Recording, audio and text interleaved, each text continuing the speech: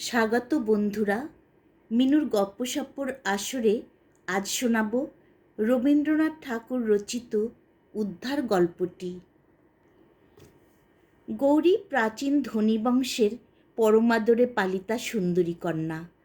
স্বামী পরেশ হীনাবস্থা হইতে সম্প্রতি নিজের উপার্জনে কিঞ্চিৎ অবস্থার উন্নতি করিয়াছে। যতদিন তাহার দৈন্য ছিল ততদিন কন্যার কষ্ট হইবে ভয়ে শ্বশুর শাশুড়ি স্ত্রীকে তাহার বাড়িতে পাঠান নাই। গৌরী বেশ একটু বয়স্থা হইয়াই পতিগৃহে আসিয়াছিল। বোধ করি এই সকল কারণেই পরেশ সুন্দরী যুবতী স্ত্রীকে সম্পূর্ণ নিজের আয়ত্তগম্য বলিয়া বোধ করিতেন না, এবং বোধ করি সন্দিগ্ধ স্বভাব তাহার একটা ব্যাধির মধ্যে। পরেশ পশ্চিমে একটি ক্ষুদ্র শহরে ওকালতি করিতেন। ঘরে আত্মীয় স্বজন বড় কেহ ছিল না। একাকিনী স্ত্রীর জন্য তাহার চিত্ত উদ্বিগ্ন হইয়া থাকিত। মাঝে মাঝে একদিন হঠাৎ অসময়ে তিনি আদালত হইতে বাড়িতে আসিয়া উপস্থিত হইতেন। প্রথম প্রথম স্বামীর এইরূপ আকস্মিক অভ্যুদয়ের কারণ গৌরী ঠিক বুঝিতে পারিত না। মাঝে মাঝে অকারণ পরেশ একটা করিয়া চাকর ছাড়াইয়া দিতে লাগিলেন। কোনো চাকর তাহার আর দীর্ঘকাল পছন্দ হয় না। বিশেষত অসুবিধার আশঙ্কা করিয়া যে চাকরকে গৌরী রাখিবার জন্য অধিক আগ্রহ প্রকাশ করিত, তাহাকে পরেশ এক মুহূর্ত স্থান দিতেন না। তেজস্বিনী গৌরী ইহাতে যতই আঘাত বোধ করিত, স্বামী ততই অস্থির হইয়া এক সময়ে অদ্ভুত ব্যবহার করিতে থাকিতেন। অবশেষে আত্মসংবরণ করিতে না পারিয়া যখন দাসীকে গোপনে ডাকিয়া পরেশ নানা প্রকার সন্দিগ্ধ জিজ্ঞাসাবাদ আরম্ভ করিলেন, তখন সে সকল কথা গৌরীর কর্ণগোচর হইতে লাগিল। অভিমানিনী স্বল্পভাষিনী নারী অপমানে আহত সিংহীর ন্যায় অন্তরে অন্তরে উদ্দীপ্ত হইতে লাগিলেন, এবং এই উন্মত্ত সন্দেহ দম্পতির মাঝখানে প্রলয় খড়গের মত পড়িয়া উভয়কে একেবারে বিচ্ছিন্ন করিয়া দিল। গৌরীর কাছে তাহার তীব্র সন্দেহ প্রকাশ পাইয়া যখন একবার লজ্জা ভাঙ্গিয়া গেল, তখন পরেশ স্পষ্টতই প্রতিদিন পদে পদে আশঙ্কা ব্যক্ত করিয়া স্ত্রীর সহিত কলহ করিতে আরম্ভ করিল, এবং গৌরী যতই নিরুত্তর অবজ্ঞা এবং কষাঘাতের ন্যায় তীক্ষ্ণ কটাক্ষ দ্বারা তাহাকে আপাদামস্তক যেন ক্ষতবিক্ষত করিতে লাগিল, ততই তাহার সংশয়মত্ততা আরও যেন বাড়িবার দিকে চলিল। এইরূপ স্বামী সুখ হইতে প্রতিহত হইয়া পুত্রহীনা তরুণী ধর্মে মন দিল। হরিসভার নবীন প্রচারক ব্রহ্মচারী পরমানন্দ স্বামীকে ডাকিয়া মন্ত্র লইল এবং তাহার নিকট ভাগবতের ব্যাখ্যা শুনিতে আরম্ভ করিল। নারী হৃদয়ের সমস্ত ব্যর্থ স্নেহ প্রেম কেবল ভক্তি আকারে পুঞ্জীভূত হইয়া গুরুদেবের পদতলে সমর্পিত হইল। পরমানন্দের সাধু চরিত্র সম্বন্ধে দেশ বিদেশে কাহারও মনে সংশয় মাত্র ছিল না। সকলে তাহাকে পূজা করিত।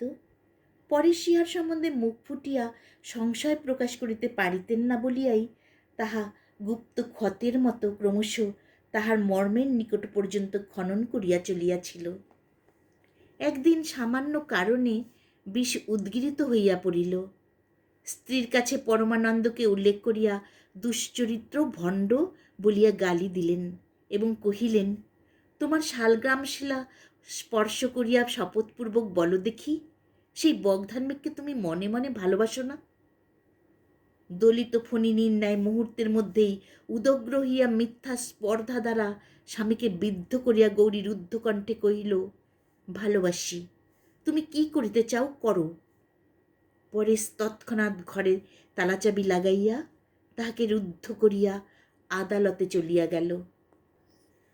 অসহ্য রোষে গৌরী কোনো মতে দ্বার উন্মোচন করিয়া তৎক্ষণাৎ বাড়ি হইতে বাহির হইয়া গেল। পরমানন্দ নিভৃত ঘরে জনহীন মধ্যাহ্নে শাস্ত্রপাঠ করিতেছিলেন। হঠাৎ অমেঘ বাহিনী বিদ্যুৎ লতার মতো গৌরী ব্রহ্মচারীর শাস্ত্র অধ্যয়নের মাঝখানে আসিয়া ভাঙ্গিয়া পড়িল। গুরু কহিলেন, এ কি? শিষ্য কহিল, গুরুদেব, অপমানিত সংসার হইতে আমাকে উদ্ধার করিয়া লইয়া চলো। তোমার সেবাব্রতে আমি জীবন উৎসর্গ করিব। পরমানন্দ কঠোর ভৎসনা করিয়া গৌরীকে গৃহে ফিরিয়া পাঠাইলেন। কিন্তু হায় গুরুদেব, সেদিনকার সেই অকস্মাৎ ছিন্ন বিচ্ছিন্ন অধ্যয়ন সূত্র আর কি তেমন করিয়া জোড়া লাগিতে পারিল? পরেশ গৃহে আসিয়া মুক্তদ্বার দেখিয়া স্ত্রীকে জিজ্ঞাসা করিলেন, এখানে কে আসিয়াছিল? স্ত্রী কহিল, কেহ আসে নাই, আমি গুরুদেবের গৃহে গিয়াছিলাম। পরেশ মুহূর্তকাল পাংশু এবং পরক্ষণেই রক্তবর্ণ হইয়া কহিলেন, কেন গিয়াছিলে? গৌরী কহিল, আমার খুশি। সেদিন হইতে পাহারা বসাইয়া স্ত্রীকে ঘরে রুদ্ধ করিয়া পরেশ এমনই উপদ্রব আরম্ভ করিলেন যে শহরময় কুৎসা রটিয়া গেল। এই সকল কুৎসিত অপমান ও অত্যাচারের সংবাদে পরমানন্দের হরিচিন্তা দূর হইয়া গেল। এই নগর অবিলম্বে পরিত্যাগ করা তিনি কর্তব্য বোধ করিলেন। অথচ উৎপীড়িতকে ফেলিয়া কোনো মতেই দূরে যাইতে পারিলেন না। সন্ন্যাসীর এই কয়দিনকার দিন রাত্রের ইতিহাস কেবল অন্তর্যামীই জানেন। অবশেষে অবরোধের মধ্যে থাকিয়া গৌরী একদিন পত্র পাইল। বৎসে, আলোচনা করিয়া দেখিলাম ইতিপূর্বে অনেক সাধ্বী সাধক রমণী কৃষ্ণপ্রেমে সংসার ত্যাগ করিয়াছেন। যদি সংসারের অত্যাচারে হরিপাদ পদ্ম হইতে তোমার চিত্ত বিক্ষিপ্ত হইয়া থাকে, তবে জানাইলে ভগবানের সহায়তায় তাহার সেবিকাকে উদ্ধার করিয়া প্রভুর অভয় পদার বিন্দে উৎসর্গ করিতে প্রয়াসী হইব। 26শে ফাল্গুন বুধবারে অপরাহ্ন 2 ঘটিকার সময় ইচ্ছা করিলে তোমাদের পুষ্করিণী তীরে আমার সহিত সাক্ষাৎ হইতে পারিবে। গৌরী পত্রখানি কেশে বাঁধিয়া খোপার মধ্যে ঢাকিয়া রাখিল। 26শে ফাল্গুন মধ্যাহ্নে স্নানের পূর্বে চুল খুলিবার সময় দেখিল চিঠিখানি নাই। হঠাৎ সন্দেহ হইল, হয়তো চিঠিখানি কখন বিছানায় স্খলিত হইয়া পড়িয়াছে এবং তাহার স্বামীর হস্তগত হইয়াছে। স্বামী সে পত্র পাঠে ঈর্ষায় দগ্ধ হইতেছে মনে করিয়া গৌরী মনে মনে এক প্রকার জ্বালাময় আনন্দ অনুভব করিল। কিন্তু তাহার শিরভূষণ পত্রখানি পাষণ্ড হস্ত স্পর্শে লাঞ্ছিত হইতেছে, এই কল্পনাও তাহার সহ্য হইল না। দ্রুত পদে স্বামী গৃহে গেল। দেখিল স্বামী ভূতলে পড়িয়া গো গো করিতেছে, মুখ দিয়া ফেনা পড়িতেছে, চক্ষু তারকা কপালে উঠিয়াছে। দক্ষিণ বদ্ধ মুষ্টি হইতে পত্রখানি ছাড়াইয়া লইয়া তাড়াতাড়ি ডাক্তার ডাকিয়া পাঠাইল। ডাক্তার আসিয়া কহিল, আপোপ্লেক্সি, তখন রোগীর মৃত্যু হইয়াছে। সেই দিন মফস্বলে পরেশের একটি জরুরি মোকদ্দমা ছিল। সন্ন্যাসীর এতদূর পতন হইয়াছিল যে তিনি সেই সংবাদ লইয়া গৌরীর সহিত সাক্ষাতের জন্য প্রস্তুত হইয়াছিলেন। সদ্য বিধবা গৌরী যেমন বাতায়ন হইতে গুরুদেবকে চোরের মতো পুষ্করিণীর তটে দেখিল, তৎক্ষণাৎ বজ্রচকিতের ন্যায় দৃষ্টি অবনত করিল। গুরু যে কোথা হইতে কোথায় নামিয়াছেন তাহা যেন বিদ্যুৎ আলোকে সহসা এই মুহূর্তে তাহার হৃদয়ে উদ্ভাসিত হইয়া উঠিল। গুরু ডাকিলেন, গৌরী। গৌরী কহিল, আসিতেছি গুরুদেব।